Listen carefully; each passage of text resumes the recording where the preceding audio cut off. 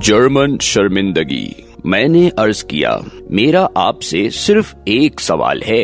वो हंसा और मेरी आंखों में आंखें डालकर बोला, मैं जानता हूँ आप मुझसे क्या पूछेंगे। मैं भी हंस पड़ा।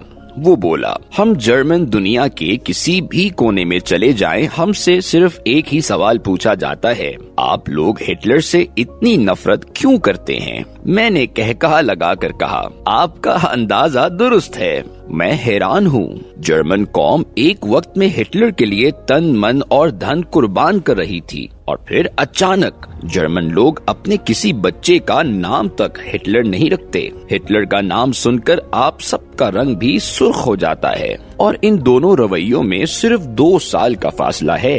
1944 तक जर्मनी का हर शख्स हिटलर के हुक्म पर दोज़ख में भी छलांग लगाने के लिए तैयार रहता था, लेकिन 1945 में वही हिटलर पूरी कौम के लिए गाली बन गया। ये तब्दीली हैरान कर देती है। वो मुस्कुराया और आहिस्ता आवाज में बोला, मेरे भाई, हम जर्मन खुद को बहुत सुपीरियर हम समझते थे। दुनिया में कोई कौम हमसे ज्यादा पढ़ी लिखी, समझदार और बहादुर नहीं। हम लिटरेचर में भी लीड करते थे। हम टेक्नोलॉजी में भी पूरी दुनिया से आगे थे। हमारी यूनिवर्सिटियां आइंस्टाइन, सिगमंड फ्राइड और नीत्शे जैसे लोग पैदा कर रही थी। दुनिया में हाइडलबर्ग का नाम था। ये उस वक्त ब्रांड था जब लोग एजुकेशन की ई को भी अंडरस्टैंड नहीं करते थे।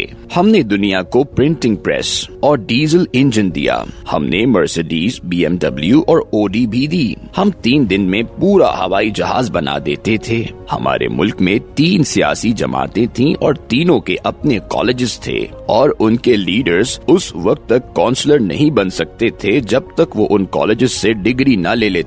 और हम खुददारी में भी पूरी दुनिया से आगे थे। कोई शख्स जर्मन हो और वो भीख मांग ले, ये मुमकिन ही नहीं था। लेकिन फिर इतनी साइंसी, अक्लमंद, समझदार और टेक्निकल कौम हिटलर के पीछे लग गई और हमने न सिर्फ पूरी दुनिया की मत मार दी बल्कि 8 करोड़ लोगों की जान भी ले ली। हम में से जब भी कोई शख्स ये सोचता है तो वो अपने आप से पूछता है, हम अगर वाकई इतने सियाने थे तो फिर हमने ये झक कैसे मार दी?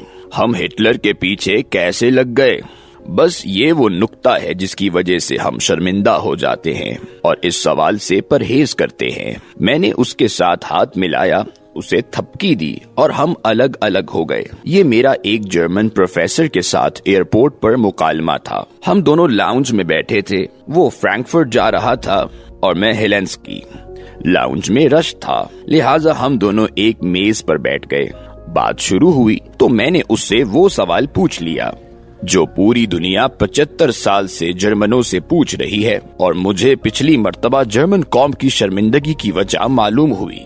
मुझे पता चला जर्मन कौम अपनी हिमाकत पर शर्मिंदा है। हम इंसान जब धोखा खाते हैं तो हम 2 किस्म की तकलीफों का सामना करते हैं। पहली तकलीफ नुकसान से मुतालिक होती है। किसी ने आपको धोखा देकर आपकी रकम, आपकी जायदाद या आपका कोई असासा हड़प कर लिया। आपको यकीनन तकलीफ होगी, लेकिन ये तकलीफ वक्ती होगी। वक्त गुजरने के साथ साथ एहसास नुकसान कम होता जाएगा और उसके साथ तकलीफ भी खत्म हो जाएगी। दूसरी तकलीफ बेवकूफ बनने की तकलीफ है। ये तकलीफ देर पा होती है और ये वक्त गुजरने के साथ साथ बढ़ती चली जाती है। हम इंसान क्योंकि खुद को अक्ले खुल समझते हैं, हम तजुर्बाकार, ज़हीन और फतीन भी होते हैं। हम उड़ते परिंदे के पर भी गिन लिया करते हैं। चुनाचे हम समझते हैं हमें बेवकूफ बनाना मुमकिन नहीं। लेकिन जब हम किसी शख्स या सूरत हाल के ट्रैप में आ जाते हैं और हमारा नुकसान हो जाता है तो हमारी अना को ठीक ठाक ठेस पहुंचती है और हम अपने आप से सवाल करते हैं, क्या हम वाकई अक्लमंद हैं? हम अगर हैं तो फिर हमें सामने पड़ी छिपकली नजर क्यों नहीं आई? हमने बांस को गन्ना क्यों समझ लिया था और उसके साथ ही हम जिंदगी भर की तकलीफ में मुब्तला हो जाते हैं। जर्मन कौम के साथ भी यही हुआ। ये दूसरी जंगे अजीम का नुकसान भूल गई, लेकिन उसमें बेवकूफी का एहसास बढ़ता चला जा रहा है। लिहाजा आज अगर पोप भी जर्मन में आकर तकरीर करे तो जर्मन उसे भी मशकूक नजरों से देखते हैं। ये उसकी तकरीर भी बाइबल से वेरीफाई करते हैं। हमारी एस्टैब्लिशमेंट के साथ भी यही हुआ। फौज और ISI दोनों समझदार और मुनज़्ज़म इदारे हैं। उनका सिस्टम भी मजबूत है। ये किसी अजनबी से मुलाकात से पहले उसका पूरा डेटा जमा करते हैं, उसका तालीमी, नफ्सियाती और तिब्बी तज्जिया करते हैं। उनकी इदारा जाती याददाश्त भी बड़ी तगड़ी है। आपको माजी की किसी शख्सियत के बारे में किसी इदारे में तहकीक या रिपोर्ट नहीं मिलेगी। आर्काइव में ब्रिटिश आर्मी की तश्कील से लेकर जनरल कमर जावेद बाजवा की रिटायरमेंट तक हर अहम वाक़े और शख्स की मुकम्मल रिपोर्ट मिल जाएगी। आपने अगर 1939, 1965, 1971 और कारगिल की जंग के बारे में भी कोई चीज मालूम करनी हो, आप स्टाफ कॉलेज में चले जाएं। आपको वहाँ हर चीज मिल जाएगी। मेरिट और ट्रेनिंग में भी ये इदारे परफेक्ट हैं। ये पूरे मुल्क से बेस्ट नौजवान तलाश करते हैं और उन्हें तराश कर हीरा बना देते हैं। फौज में किताबें पढ़ने की शरह भी बाकी तमाम इदारों से ज्यादा है। हमारे प्रोफेसर पूरी जिंदगी इतनी किताबें नहीं पढ़ते जितनी किताबें एक आम फौजी अफसर मेजर बनने तक पढ़ जाता है। और हमारे इदारों की मेज पर कामयाबी के ढेर भी लगे हुए हैं। दुनिया में इस वक्त 4 बड़ी ताकतें हैं: अमेरिका, रूस, चीन और भारत। हमारी फौज और ISI इन चारों की दाई है।